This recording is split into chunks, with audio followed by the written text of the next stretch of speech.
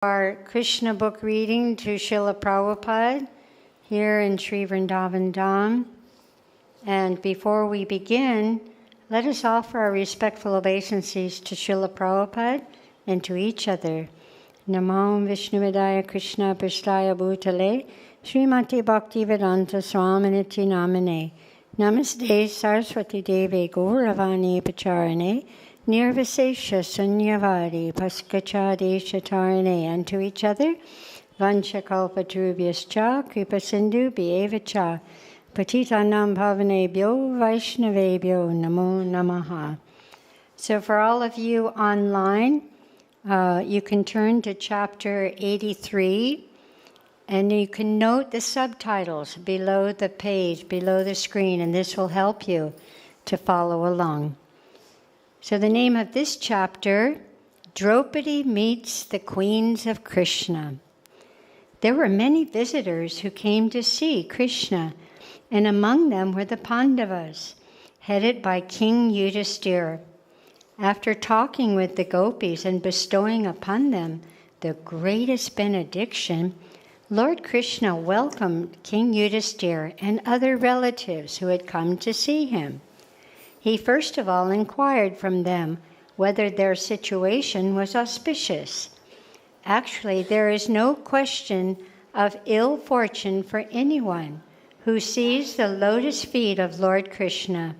Yet, when Lord Krishna, as a matter of etiquette, inquired from King Yudhisthira about his welfare, the king became very happy by such a reception and addressed the Lord thus: "My dear Lord Krishna, great personalities and devotees in full Krishna consciousness always think of your lotus feet and remain fully satisfied by drinking the nectar of transcendental bliss. The nectar which they constantly drink sometimes comes out of their mouths and is sprinkled on others as the narration of your transcendental activities. This nectar coming from the mouth of a devotee is so powerful that if one is fortunate enough to have the opportunity to drink it, he is immediately freed from the continuous journey of birth and death. Our material existence is caused by our forgetfulness of your personality, but fortunately, the darkness of forgetfulness is immediately dissipated if one is privileged to hear about your glories. Therefore, my dear Lord, where is the possibility of ill fortune for one who is constantly engaged in hearing your glorious activities?"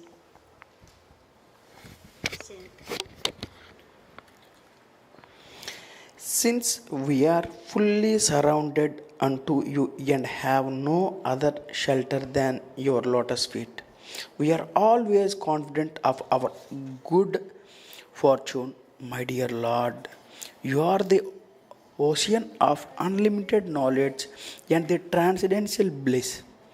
The reaction of the mental consciousness in the three phases of material life, wakefulness, sleep, and deep sleep, cannot exist in Krishna consciousness. All such reactions are invalidated by the practice of Krishna consciousness. You are the ultimate destination of all liberated persons. Out of your independent will only, you have descended to the earth by the use of your own internal potency, Yogamadhyaya, and to reestablish the Vedic principles of life, you have appeared just like an ordinary human being. Since you are the Supreme Person, there cannot be any ill luck for one who has fully surrounded unto you.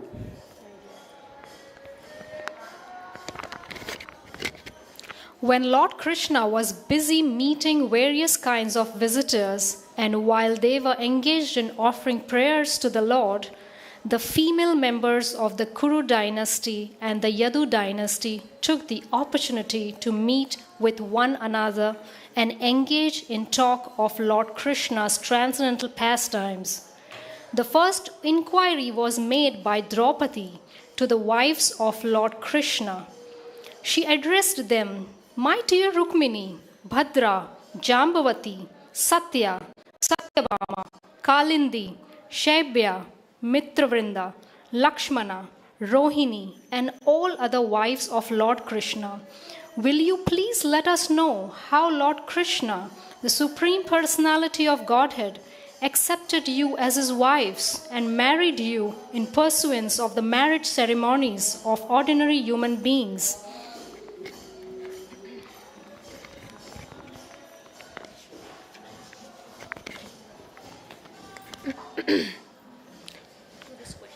To this question, the chief of the queens, Rukmani Devi, replied, "My dear Draupadi, it was practically a settled fact that princes like Jarasandha wanted me to marry King Shishupal, and, as is usual, all the princes present during the marriage ceremony were prepared with their armor and weapons to fight with any rival who dared to stop the marriage. But the Supreme Personality of Godhead kidnapped me the way a lion takes away a lamb from the flock. This was not, however, a very wondrous act for Lord Krishna, because anyone who claims to be a great hero or king within this world is subordinate to the lotus feet of the Lord. All kings touch their helmets to the lotus feet of Lord Krishna. My dear Draupadi, it is my eternal desire that life after life I be engaged in the service of Lord Krishna, who is the reservoir of all pleasure and beauty. This is my only desire and ambition in life."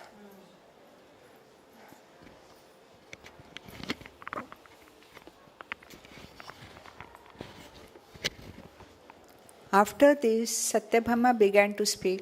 She said, "My dear Draupadi, my father was very much afflicted by the death of his brother Prasena, and he falsely accused Lord Krishna of killing his brother and stealing the Samantaka jewel, which had actually been taken by Jambavan.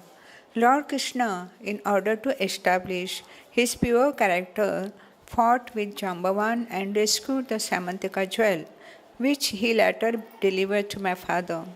My father was very much shamed and sorry for accusing Lord Krishna of his brother's death. After getting back the Samantika jewel, he thought it wise to rectify his mistake.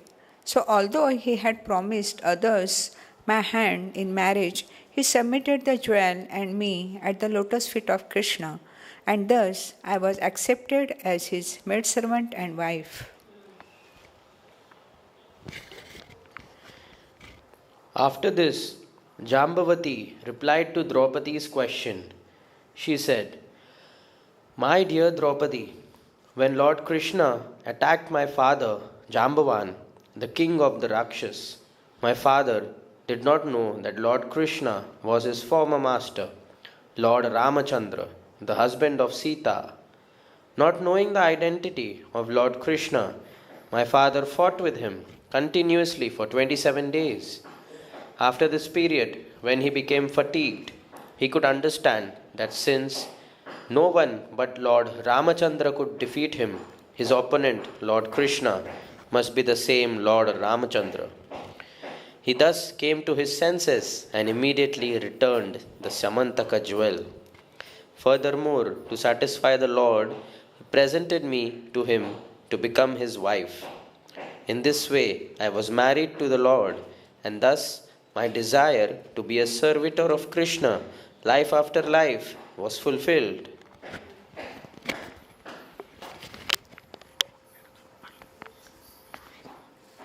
If she can read English, she can read.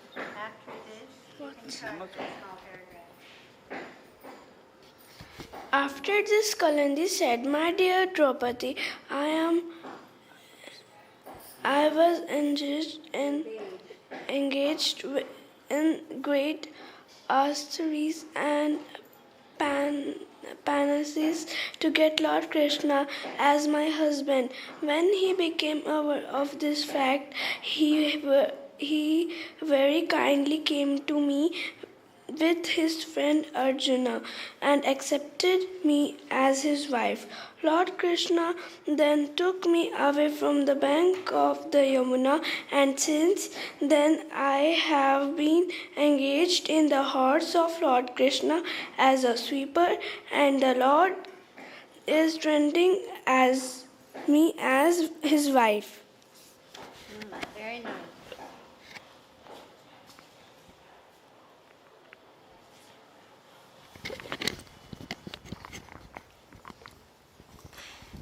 After this, Mitravinda said, "My dear Draupadi, there was a great assembly of princes at my Swayamvar ceremony, the personal selection of a husband.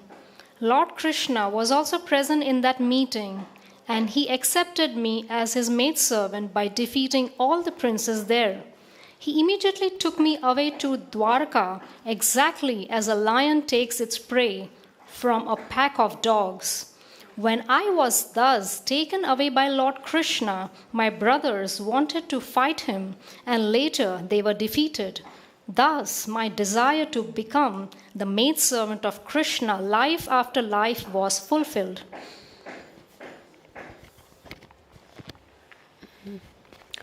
After this, Satya addressed Draupadi in this way: "My dear Draupadi, my father arranged for an assembly for my Swayamvar, and to test the strength and heroism of the prospective bridegrooms, he stipulated that they each fight with his 7 ferocious bulls, which had long, sharp horns.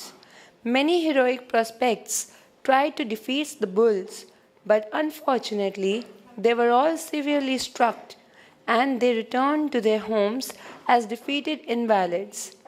When Lord Sri Krishna came and fought with the bulls, they were just like playthings for him. He captured the bulls and roped each one of them by the nostrils. Thus they came under his control, just as a goat's small kids come very easily under the control of children. My father was very much pleased and married me to Lord Krishna with great pomp, giving as my dowry many divisions of soldiers, horses, chariots, and elephants, along with hundreds of maidservants. Thus, Lord Krishna brought me to his capital city, Dwarka. On the way back, he was assaulted by many princes, but Lord Krishna defeated all of them, and thus I have the privilege of serving his lotus feet as a maidservant."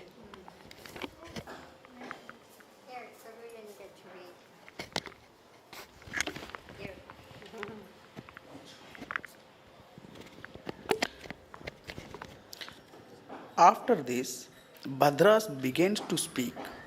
She said, "My dear Draupadi, Lord Krishna is the son of my maternal uncle.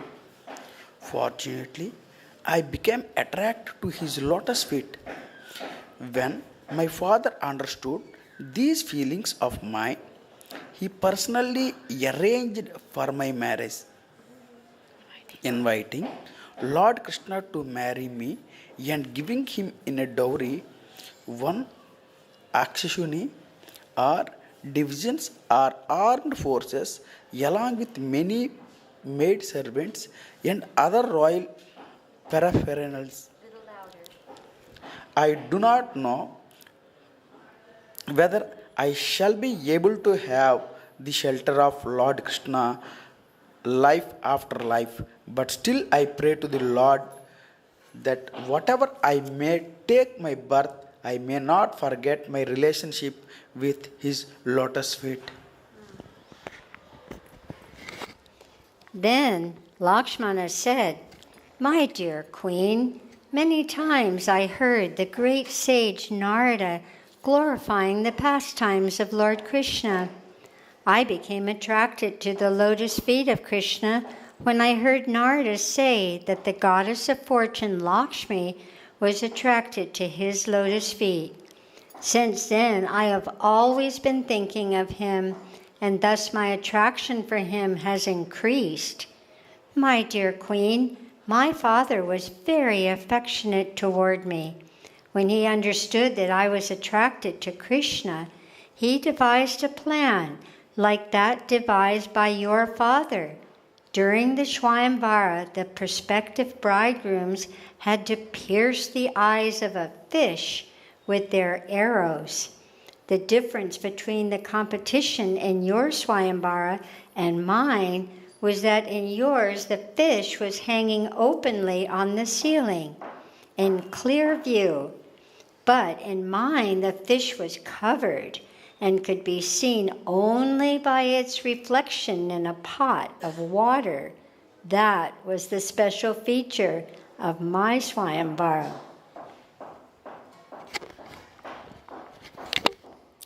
The news of this device spread all over the world, and when the princes heard of it, they arrived at my father's capital city from all directions, fully equipped with armor and guided by their military instructors. Each of them desired to win me as his wife, and one after another they raised a bow and arrow left there for piercing the fish. Many could not even join the bowstring to the two ends of the bow, and without attempting to pierce the fish, they simply left the bow as it was and went away. Some with great difficulty drew the strings from the one end to another, but being unable to tie the other end, they were suddenly knocked down by the spring-like bow. My dear Queen, you will be surprised to know that at my Swayamvar meeting, there were many famous kings and heroes present. Heroes like Jarasan, Ambastha, Shishupal, Bhimasena, Duryodhan, and Karna were of course able to string the bow, but they could not pierce the fish because it was covered and they could not trace it out from the reflection. The celebrated hero of the Pandavas, Arjuna, was able to see the reflection of the fish on the water, but although with great care he traced out the location of the fish and shot an arrow, he did not pierce the fish in the right spot. But his arrow at least touched the fish, and so he proved himself better than all the other princes.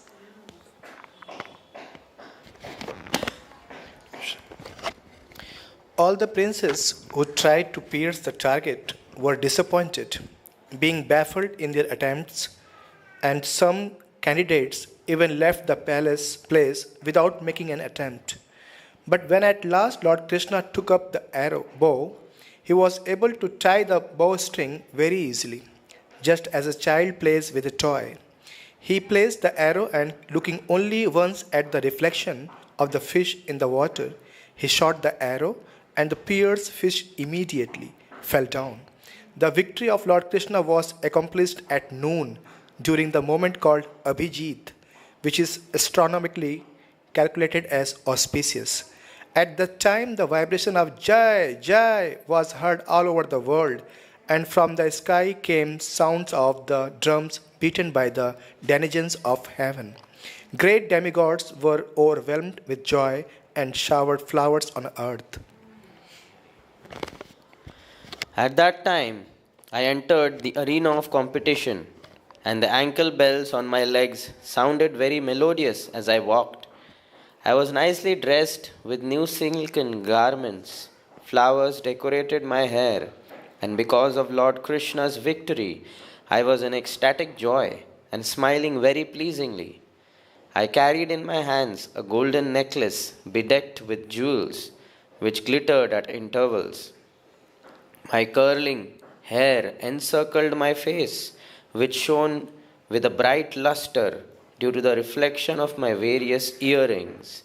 My eyes blinking, I first observed all the princes present, and when I reached my lord, I very slowly placed the golden necklace on his neck. As I have already informed you, from the very beginning my mind was attracted by Lord Krishna, and thus I considered the garlanding of the Lord my great victory. As soon as I placed my garland on the neck of the Lord, there sounded immediately the combined vibration of mridangas, pataha, and anaka drums, conch shells, kettle drums, and other instruments, causing a tumultuous sound.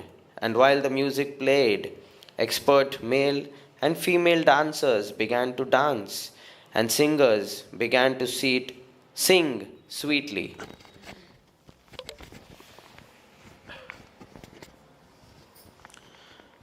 My dear Draupadi, when I accepted Lord Krishna as my worshipable husband and he accepted me as his maidservant, there was a tumultuous roaring among the disappointed princes. All of them were very agitated because of their lusty desires. But without caring for them, my husband, in his form as the four-handed Narayana, immediately took me on his chariot, which was drawn by four excellent horses. Expecting opposition from the princes, he armored himself and took up his bow, named Saranga, and then our celebrated driver, Daruka, drove the beautiful chariot with a moment's delay toward the city of Dwarika. Thus, in the presence of all the princes, I was carried away very quickly, exactly as a deer is carried away from the flock by a lion. Some of the princes, however, wanted to check our progress, and thus, equipped with proper weapons, they opposed us, just as dogs try to oppose the progressive march of a lion. At that time, due to the arrows released by the Saranga bow of Lord Krishna, some of the princes lost their hands, some of them lost their legs, some lost their heads and their lives, and others fled from the battlefield.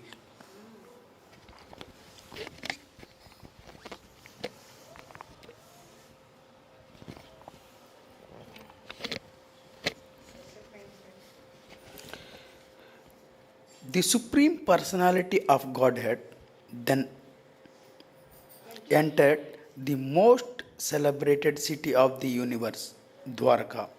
And as he entered the city, he appeared like the shining sun. The whole city of Dwarka was profusely decorated on the occasion. There was so many flags and the photons and gates all over the Dwarka that the sunshine could not even enter the city. I have already told you that my father was very affectionate to me.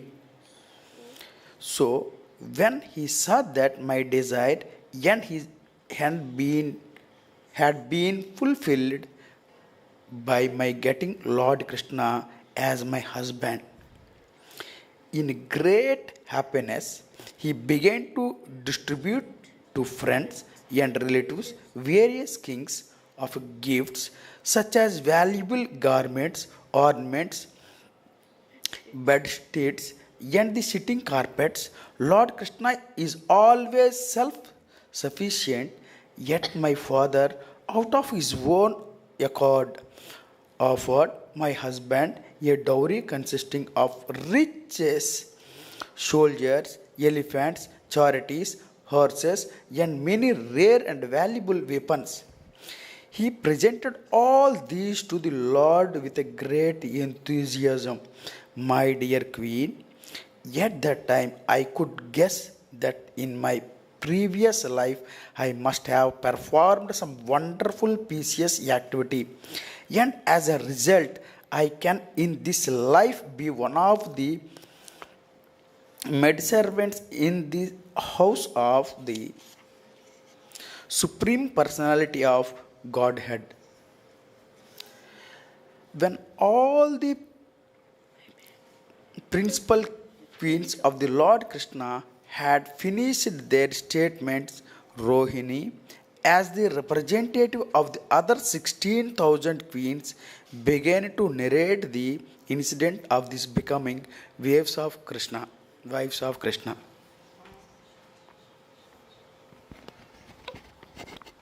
My dear Queen, when Bhaumasura was conquering all the world, he collected wherever possible, all the beautiful daughters of the kings and kept us arrested within his palace.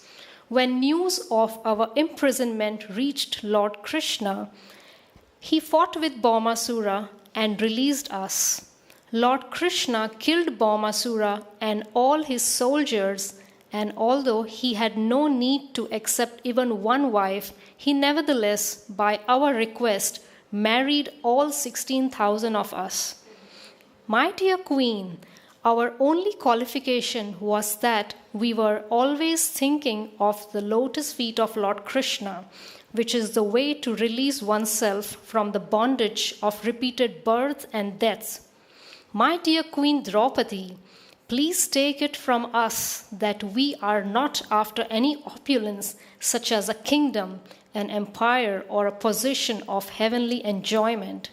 We do not wish to enjoy such material opulences, nor do we desire to achieve the yogic perfections, nor the exalted post of Lord Brahma, nor do we want any of the different kinds of liberation, Sarupya, Salokya, Sarsti, Samipya, or Sayujya. We are not at all attracted by any of these opulences. Our only ambition is to bear on our heads life after life the dust particles attached to the lotus feet of Lord Krishna. The goddess of fortune also desires to keep that dust on her breast along with fragrant saffron. We simply desire this dust, which accumulates underneath the lotus feet of Krishna as he travels on the land of Vrindavan as a cowherd boy. The gopis especially, and also the cowherd men and the aborigine tribes women, also desire to become the grass and straw on the streets of Vrindavan, to be trampled on by the lotus feet of Krishna. My dear Queen, we wish to remain as such life after life without any other desire. Thus ends the Bhakti-Vedanta purport of the 83rd chapter of Krishna. Draupadi meets the queens of Krishna. Haribo! Chapter 84. Sacrificial ceremonies performed by Vasudeva. Among the women present at Kurukshetra during the solar eclipse were Kunti, Gandhari, Draupadi, Subhadra, and the queens of many other kings, as well as the gopis from Vrindavan. When the different queens of Lord Krishna were submitting their statements as to how they had been married and accepted by Lord Krishna as his wives, all the female members of the Kuru dynasty were struck with wonder. They were filled with admiration at how all the queens of Krishna were attached to him with love and affection. When they heard about the queen's intensity of love and affection for Krishna, they could not check their eyes from the filling with tears.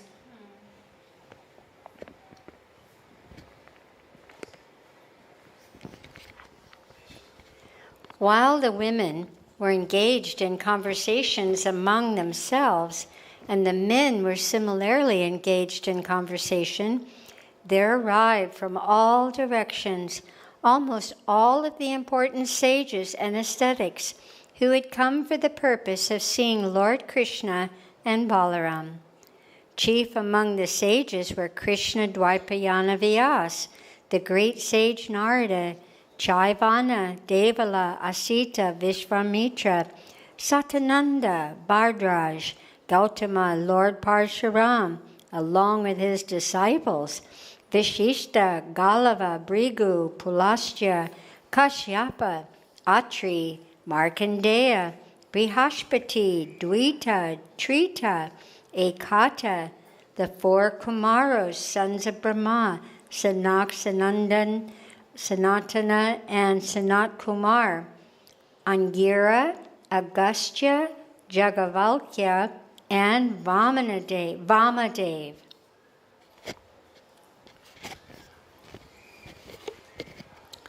As soon as the sages and ascetics arrived, all the kings, including Maharaj Yudhishthir and the other Pandavas and Lord Krishna and Balram, immediately got up from their seats and offered respects by bowing down to the universally respected sages. After this, the sages were properly welcomed by being offered seats and waters for washing their feet. Palatable fruits, garlands of flowers, incense, and sandalwood pulp were presented, and all the kings, led by Krishna and Balram, worshipped the sages according to the Vedic rules and regulations. When all the sages were comfortably seated, Lord Krishna, who descended for the protection of religion, began to address them on behalf of all kings. When Krishna began to speak, all became silent, being eager to hear and understand his welcoming words to the sages.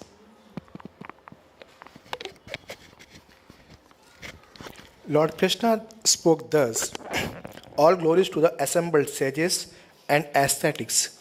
Today we all feel that our lives have become successful.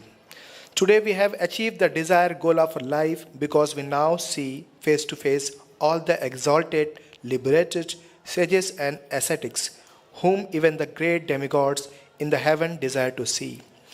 Persons who are neophytes in devotional service and who simply offer their respectful obeisances to the deity in the temple but cannot realize that the Lord is situated in everyone's heart. And those who simply worship different demigods for fulfillment of their own lusty desires are unable to understand the importance of these sages. They cannot take advantage of the receiving these sages by seeing them with their eyes, by touching their lotus feet, by seeing them by inquiring about their welfare, or by diligently worshipping them.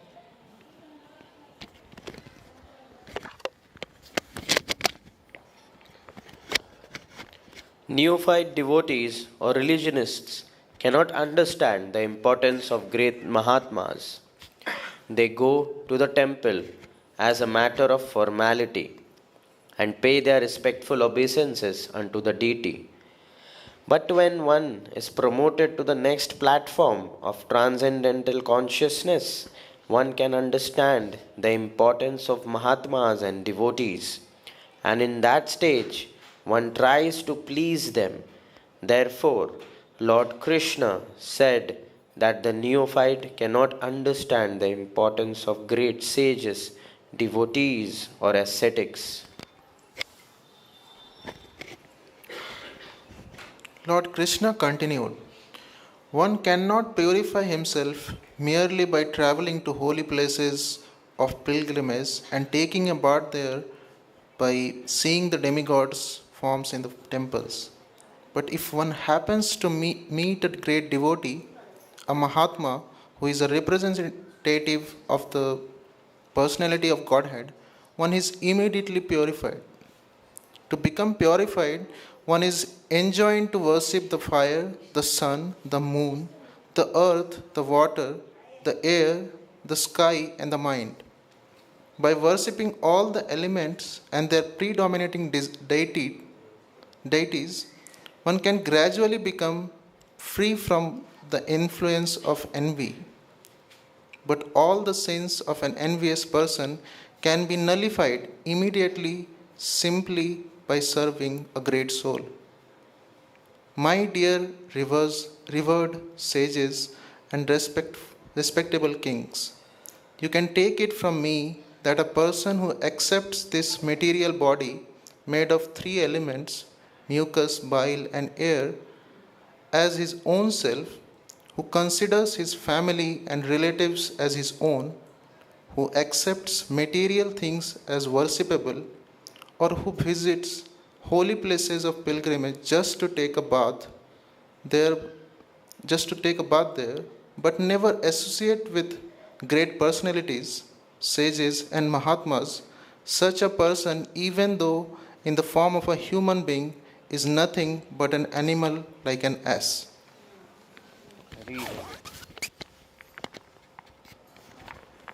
When the Supreme Authority, Lord Krishna, was thus speaking with great gravity, all the sages and ascetics remained in dead silence. They were amazed upon hearing him speak the absolute philosophy of life in such a concise way. Unless one is very much advanced in knowledge, one thinks his body to be his self, his family members to be his own, and the land of his birth to be worshipable. From this concept of life, the modern ideology of nationalism has sprung up. Lord Krishna condemned such ideas, and he also condemned persons who take the trouble to go to holy places of pilgrimage just to take a bath and come back without taking the opportunity to associate with the great devotees and Mahatmas living there. Such persons are compared to the most foolish animal, the ass. All those who heard considered the speech of Lord Krishna for some time, and they concluded that Lord Krishna was actually the Supreme Personality of Godhead, playing the role of an ordinary human being who is forced to take a certain type of body as a result of the reactions of his past deeds. He was assuming this pastime as an ordinary human simply to teach the people in general how they should live for perfection of the human mission.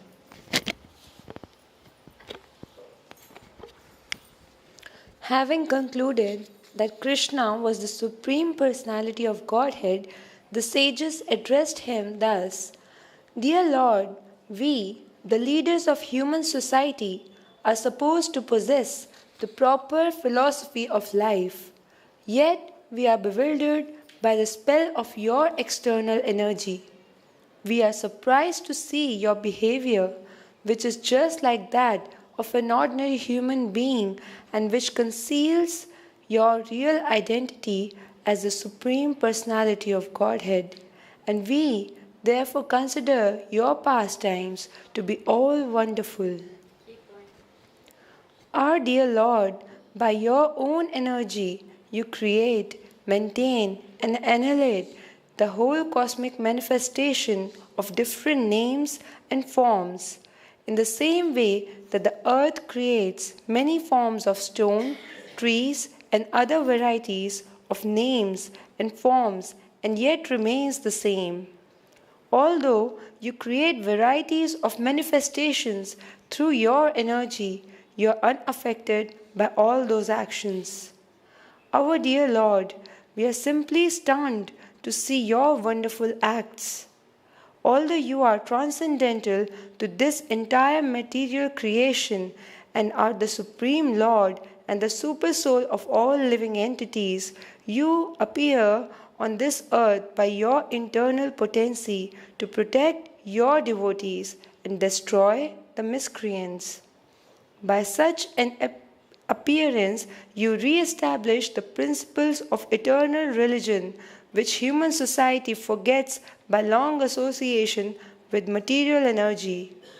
Our dear Lord, you are the creator of the social orders and spiritual statuses of human society according to the quality and work. When these orders are misguided by the unscrupulous persons, you appear and set them right. Dear Lord, the Vedic knowledge is the representation of your pure heart. Austerity, study of the Vedas, and meditative trances lead to different realizations of yourself in your manifested and non-manifested aspects.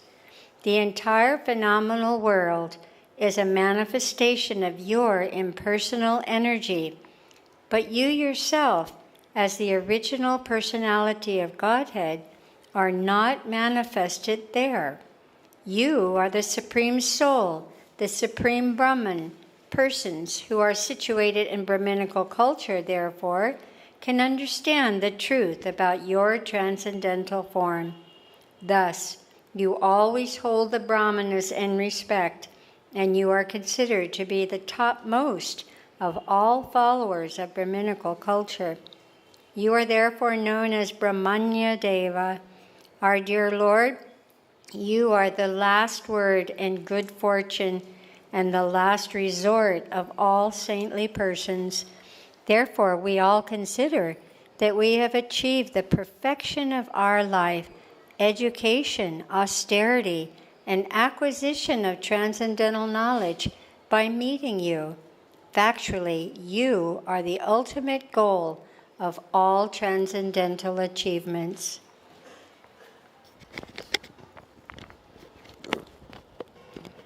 Our dear Lord, there is no end to your unlimited knowledge. Your form is transcendental, eternally existing in full bliss and knowledge. You are the Supreme Personality of Godhead, the Supreme Brahman, the Supreme Soul, being covered by the spell of your internal potency, Yoga Maya. You are now temporarily concealing your unlimited potencies, but still we can understand your exalted position, and therefore all of us offer our respectful obeisances. Dear Lord, you are enjoying your pastimes in the role of human being, concealing your real character of transcendental opulence. Therefore, none of the kings present here, even the members of the Yadu dynasty, who constantly mingle with you, eat with you, and sit with you, can understand that you are the original cause of all causes, the soul of everyone, and the original cause of all creation. When a person dreams at night, hallucinatory figures created by the dream are accepted as real, and the imaginary dream's body is accepted as one's real body. For the time being, one forgets that beside the body created in hallucination, there is another real body in his awakened state. Similarly, in the awakened state also, the bewildered conditioned soul considers sense enjoyment to be real happiness.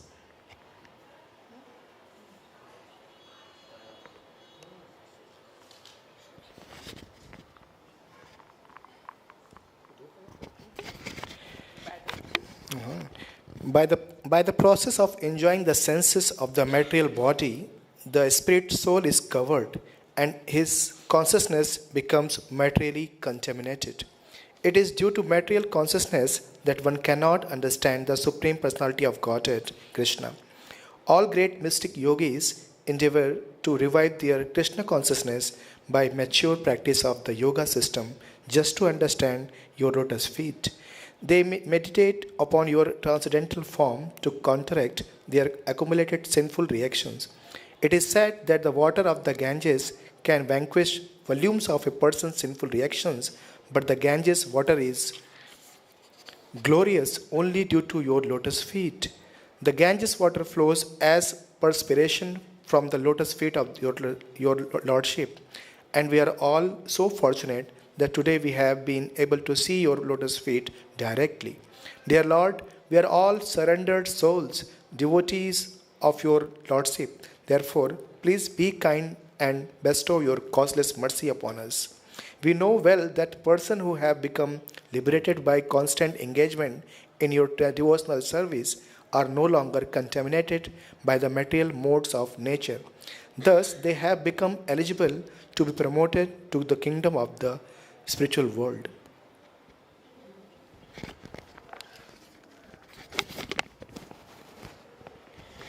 After first offering prayers to Lord Krishna, the assembled sages wanted to take permission from King Dhritarashtra and King Yudhishthira and then depart for their respective ashramas. At that time, however, Vasudev, the father of Lord Krishna and the most celebrated of all pious men, approached the sages and with great humility offered his respects by falling down at their feet. Vasudev said, "My dear great sages, you are more respected than the demigods. I therefore offer my respectful obeisances unto you, I wish for you to accept my one request, if you so desire. I shall consider it a great blessing if you kindly explain the supreme fruitive activity by which one can counteract the reactions of all other activities. The great sage Narada was the leader of all the sages present. Therefore he began to speak. My dear sages, he said, it is not very difficult to understand that because of his great goodness and simplicity, Vasudeva, who has become the father of the personality of Godhead by accepting Krishna as his own, as his son, is inclined to ask us about his welfare. It is said that familiarity breeds contempt. As such, Vasudeva, having Krishna as his son, does not regard Krishna with awe and veneration. Sometimes it is seen that persons living on the bank of the Ganges do not consider the Ganges very important, and they go far away to take their baths at a place of pilgrimage. There is no need for Vasudeva to ask us for instruction when Lord Krishna is personally present, because his knowledge is never second in any circumstance. His knowledge is not affected by the process of creation, maintenance, and annihilation, nor is it ever influenced by any agency beyond himself, nor is it agitated by the interactions of the material qualities or changed in the course of time. His transcendental form is full of knowledge which never becomes agitated by ignorance, pride, attachment, envy, or sense enjoyment. His knowledge is never subject to the laws of karma regarding pious or impious activities, nor is it influenced by the three modes of material energy. No one is greater than or equal to him, because he is the supreme authority, the personality of Godhead.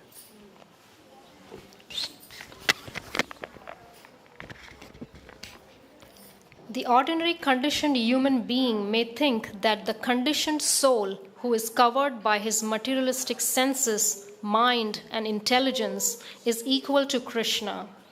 But Lord Krishna is just like the sun, which, although it sometimes may appear to be so, is never covered by the cloud, snow, or fog, or by other planets during an eclipse. When the eyes of less intelligent men are covered by such influences, they think the sun to be invisible. Similarly, persons who are influenced by senses, addicted to material enjoyment, cannot have a clear vision of the Supreme Personality of Godhead. The sages present then began to address Vasudeva in the presence of Lord Krishna, Balaram, and many other kings, and as requested by him, they gave their instructions. To counteract the reactions of fruitive activities and the desires impelling one to fruitive activities, one must, with faith and devotion, execute the prescribed sacrifices meant for worshipping Lord Vishnu. Lord Vishnu is the beneficiary of the results of all sacrificial performances. Great personalities and sages who are able to see everything clearly through the eyes of the revealed scriptures and possesses vision of the three phases of the time element, namely past, present, and future, have unanimously recommended that to purify the dust of material contamination accumulated in the heart and to clear the path of liberation and thereby achieve transcendental bliss, one must please Lord Vishnu. For everyone living as a householder in one of the higher social orders, Brahmana, Kshatriya, and Vaishya, this worship of the Supreme Personality of Godhead, Lord Vishnu, who is known as Purushottama, the original person is recommended as the only auspicious path. All conditioned souls within this material world have deep-rooted desires to lord it over the resources of material nature. Everyone wants to accumulate riches. Everyone wants to enjoy life to the greatest extent. Everyone wants a wife, home, and children. And everyone wants to become happy in this world and be elevated to the heavenly planets in the next life. But these desires are the causes of one's material bondage. Therefore, to get liberation from this bondage, one has to sacrifice his honestly earned riches for the satisfaction of Lord Vishnu. The only process to counteract all sorts of material desires is to engage oneself in the devotional service of Lord Vishnu. In this way, a self-controlled person, even while remaining in household life, should give up the three kinds of the material desires, namely the desire for the acquisition of material opulences, for the enjoyment of the wife and children, and for the elevation to the higher planets. Eventually, he should give up householder life and accept the renounced order, engaging himself completely in the devotional service of Lord. Everyone, even if born in a higher status of a Brahmana, Kshatriya, or a Vaishya, is certainly indebted to the demigods, to the sages, to the forefathers, and to other living entities. In order to liquidate all these debts, one has to perform sacrifices, study the Vedic literature, and generate children in religious household life. If somehow one accepts the renounced order of the life without liquidating these debts, he certainly falls down from his position. Today, you have already liquidated your debts to your forefathers and the sages. Now, by performing sacrifices, you can free yourselves from indebtedness to the demigods and thus take complete shelter of the Supreme Personality of Godhead. My dear Vasudev, certainly you have already performed many pious activities in your previous lives. Otherwise, how could you be the father of Krishna and Balaram, the Supreme Personality of Godhead?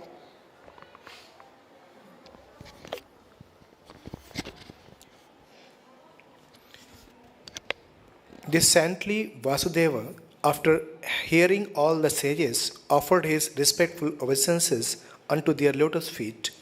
In this way, he pleased the sages, and then he requested them to perform the yagnas.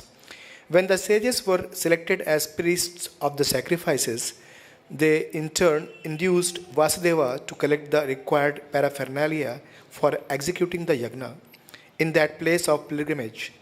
When Vasudeva was thus persuaded to start the perform the yagna, all the members of the Yadu dynasty took their baths, dressed themselves very nicely, decorated themselves beautifully, and garlanded themselves with the lotus flowers. Vasudeva's wives, dressed with nice garments and ornaments and golden necklaces, approached the arena of sacrifice, carrying in their hands the required article to offer in the sacrifice. When everything was complete, there was heard the vibration of mridangas, conch shells, kettle drums, and other musical instruments. Professional dancers, both male and female, began to dance. The Sutas and Magadhas, who were professional singers, began to offer prayers by singing, and the Gandharvas and their wives, whose voices were very sweet, began to sing many auspicious songs. Vasudev anointed his eyes with black cosmetic, smeared butter over his body, and then, along with his 18 wives, headed by Devaki, sat before the priests to be purified by the Abhisheka ceremony. While the ceremony was being observed strictly according to the principles of the scriptures, Vasudev resembled the moon encircled by stars. Because he was being initiated for the sacrifice, he was dressed in a deer skin, but all his wives were dressed with very nice saris, bangles, necklaces, ankle bells, earrings, and many other ornaments.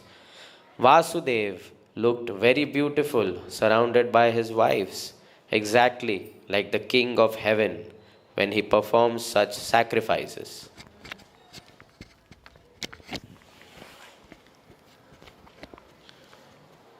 At that time, when Lord Krishna and Lord Balarama, along with their wives, children, and relatives, sat down in that great sacrificial arena, it appeared that the Supreme Personality of Godhead was present along with all the living entities and multi energies that are part of Him.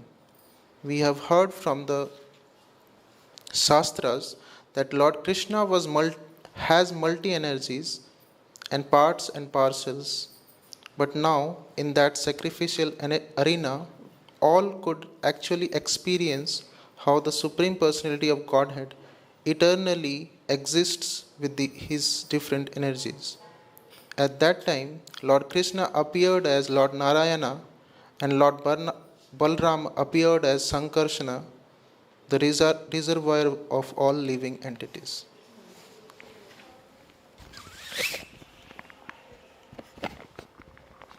Vasudev satisfied Lord Vishnu by performing different kinds of sacrifices such as Jyotistoma and Darsha Purnamasa. Some of these yagyas are called Prakrita and some of them are known as Shaurya, Shatra or Vaikrita. Thereafter, the other sacrifices known as Agnihotra were also performed, and the prescribed articles were offered in the proper way. Thus, Lord Vishnu was pleased. The ultimate purpose of offering oblations in sacrifice is to please Lord Vishnu. But in this age of Kali, it is very difficult to collect the different articles required for offering sacrifices. People have neither the means to collect the required paraphernalia nor the necessary knowledge or tendency to offer such sacrifices. Therefore, in this age of Kali, when people are mostly unfortunate, full of anxieties, and disturbed by various kinds of calamities, the only sacrifice recommended is the performance of Sankirtan Yagya. Worshipping Lord Chaitanya by the Sankirtan Yagya is the only recommended process in this age.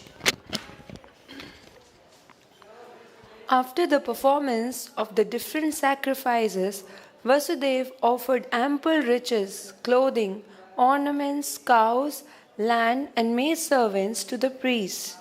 Thereafter, all the wives of Vasudev took their avabrita paths and performed the part of the sacrificial duties known as Patni Samyaja. After finishing the offering with all the required paraphernalia, they all took their baths together in the lakes constructed by Parshuram, which are known as Ramahirda. After Vasudev and his wives took their baths, all the garments and ornaments they had worn were distributed to the subordinate persons engaged in singing, dancing, and similar activities.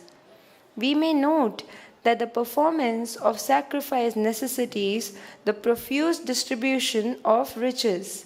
Charity is offered to the priest and the brahmanas in the beginning, and used garments and ornaments are offered in charity to the subordinate assistants after the performance of the sacrifice.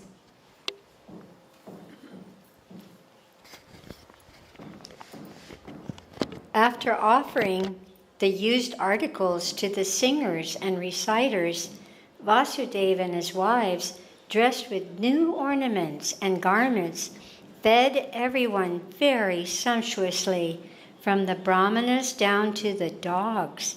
After this, all the friends, family members, wives, and children of Vasudeva assembled together, along with all the kings and members of the Vidarbha, Kosala, Kuru, Kashi, Kekaya, and Srinjaya dynasties. The priests, the demigods, the people in general, the forefathers, the ghosts, and the charanas were all generously remunerated by being offered ample gifts and respectful honor.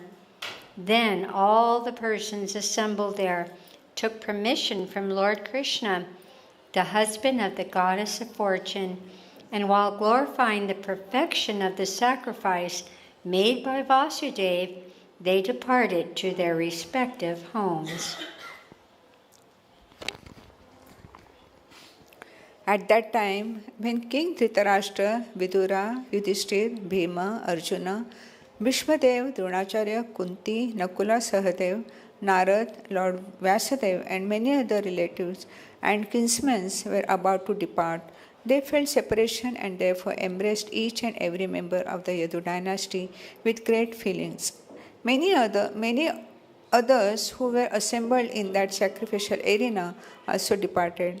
After this, Lord Krishna and Lord Balarama, along with King Ugrasen, satisfied the inhabitants of Vrindavan, headed by Maharaj Nanda and the cowherd men, by profusely offering all kinds of gifts to worship them and please them. All of their great feelings of friendship, the inhabitants of Vrindavan remained there for a considerable time with the members of the Yadu dynasty.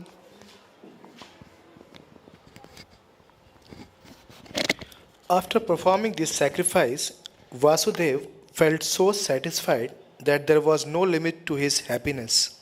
All the members of his family were with him, and in their presence he caught hold of the hands of Nanda Maharaj and addressed him thus: "My dear brother, the Supreme Personality of Godhead has created a great tie of bondage known as the bondage of love and affection.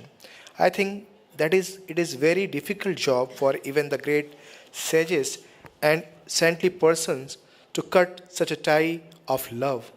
My dear brother, you have exhibited feelings of love for me that I was not able to return. I think, therefore, that I am ungrateful. You have behaved exactly as a characteristic of a saintly person, but I shall never be able to repay you. I have no means to repay you for your friendly dealings. Nevertheless, I am confident that our tie of love will never break. Our friendship must ever continue in spite of our inability to repay you. I hope you will excuse me for this inability." My dear brother, in the beginning, due to my being imprisoned, I could never serve you as a friend, and although at the present moment I am very opulent because of my material prosperity, I have become blind. I therefore cannot satisfy you properly even at this time. My dear brother, you are so nice and gentle that you offer all respect to others but don't care for any respect for yourself. A person seeking auspicious progress in life must avoid possessing too much material opulence so that he will not become blind and puffed up, and he should take care of his friends and relatives.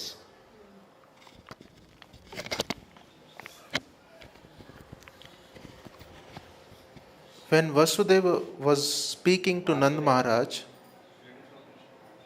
in this way, he was influenced by a great feeling for the friendship of Nand Maharaj and the beneficial activities executed by the King Nanda on his behalf.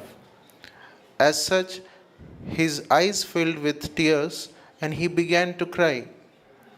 Nand Maharaj, desiring to please his friend Vasudeva and being affectionately bound with love for Lord Krishna and Balaram, passed 3 months in their association. At the end of this time, all the members of the Yadu dynasty tried to please the inhabitants of Vrindavan to their heart's content. The members of the Yadu dynasty tried to satisfy Nand Maharaj and his associates by offering them clothing, ornaments, and many other valuable articles, and they all became fully satisfied. Vasudeva, Ugrasen, Lord Krishna, Lord Balaram, Uddhava, and all other members of the Yadu dynasty presented their individual gifts to Nand Maharaj and his associates. After Nand Maharaj received these farewell presentations, he along with his associates started for Brajbhumi, Vrindavan. The minds of the inhabitants of Vrindavan remained, however, with Krishna and Balarama, and therefore all of them started for Vrindavan without their minds.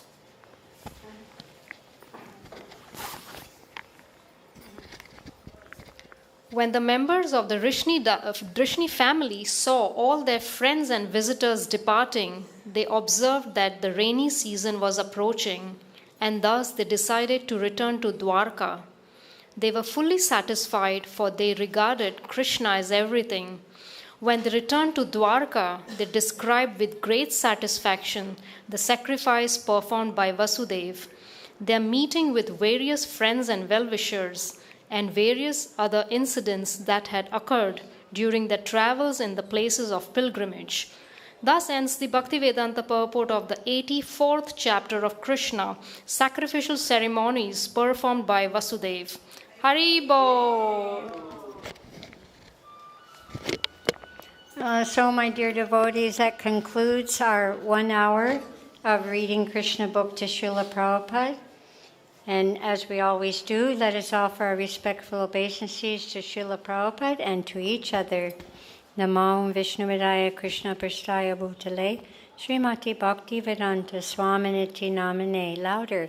Namaste Saraswati Deve Gauravani Pacharane Nirvisesha Sunyavadi Paskacha Deshatarane. And to each other. Panchakalpa Tarubhyascha Kripa Sindhu Bhyevacha Patitanam Pavanebhyo Vaishnavebhyo Namo Namaha. We'd like to thank you, Srila Prabhupada, for allowing us to come and read your Krishna book to you. All glories to Krishna book. Jai Srila Prabhupada. Hare Krishna.